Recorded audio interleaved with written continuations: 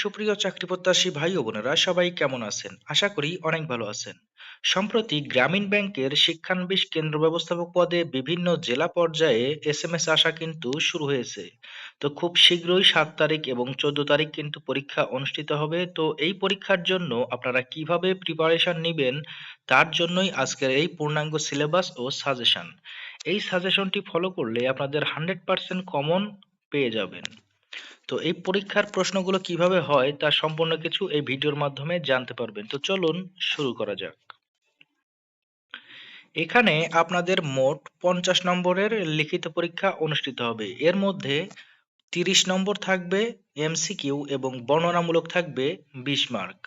তো প্রশ্নের মান বন্টনটা যেভাবে হয়ে থাকবে সেটি হলো বাংলা এবং সাধারণ জ্ঞান ১০ মার্ক, ইংরেজিতে থাকবে ১০ মার্ক, গণিতে থাকবে ১০ মার্ক এবং গ্রামীণ ব্যাংক সম্পর্কে ২টি বড় প্রশ্ন থাকবে অথবা সাম্প্রতিক যেকোনো বিষয়ে ২টি বড় প্রশ্ন থাকবে।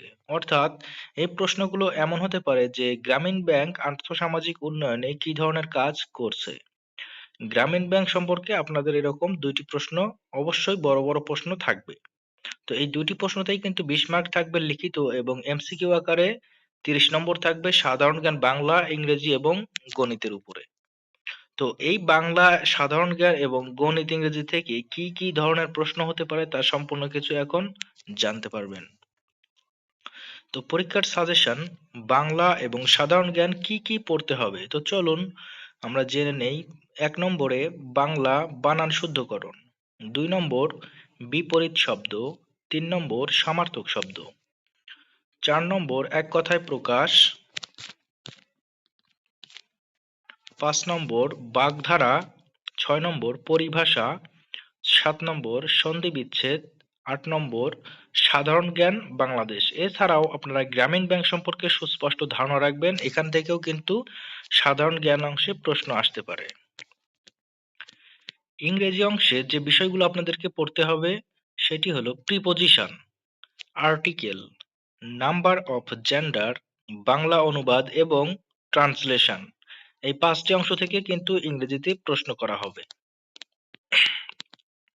এরপর গণিতের জন্য আপনাদেরকে যে প্রশ্নগুলো পড়তে হবে সেটি হলো ঐকিক নিয়ম থেকে অবশ্যই একটি প্রশ্ন হবে, শতকরা, সুদ কষা, গড় এবং গুণভাগ থেকে অবশ্যই প্রশ্ন কিন্তু আসবে। তো এই বিষয়গুলো আপনারা একটু ধারণা নিয়ে যাবেন, তাহলেই দেখবেন আপনারা পরীক্ষায় ভালোভাবে উত্তর দিতে পারবেন। এছাড়া গ্রামীণ ব্যাংক সম্পর্কে ২০ মার্কের বর্ণনামূলক ২টি প্রশ্ন থাকবে। প্রতিটি প্রশ্নের মান থাকবে ১০ করে। তো আগে যেটা বললাম, গ্রামীণ ব্যাংক সম্পর্কে আপনাদেরকে A to Z ধারণা রাখতে হবে, তাহলেই কিন্তু এই ২টি প্রশ্নের উত্তর আপনারা দিতে পারবেন। তো আপনারা এই চ্যানেলে বিগত বছরে যে গ্রামীণ ব্যাংকে প্রশ্নগুলো এসেছে সে সম্পর্কে বিস্তারিত ভিডিও দেয়া রয়েছে প্রশ্নের উত্তর সহ, আপনারা সেগুলো দেখে নিলে আশা করি আপনাদের আর বুঝতে কোনো অসুবিধা হবে না। এছাড়াও ওই ভিডিওগুলো যদি আপনারা না পেয়ে থাকেন তাহলে অবশ্যই কমেন্ট করবেন, তাহলে আমি ওই ভিডিওগুলোই রিপিট করে আপনাদের মাঝে তুলে ধরবো। তো আজকের ভিডিওটি এ পর্যন্তই। সবাই ভালো থাকুন, সুস্থ থাকুন, সবার জন্য শুভকামনা রইল। আসসালামু আলাইকুম।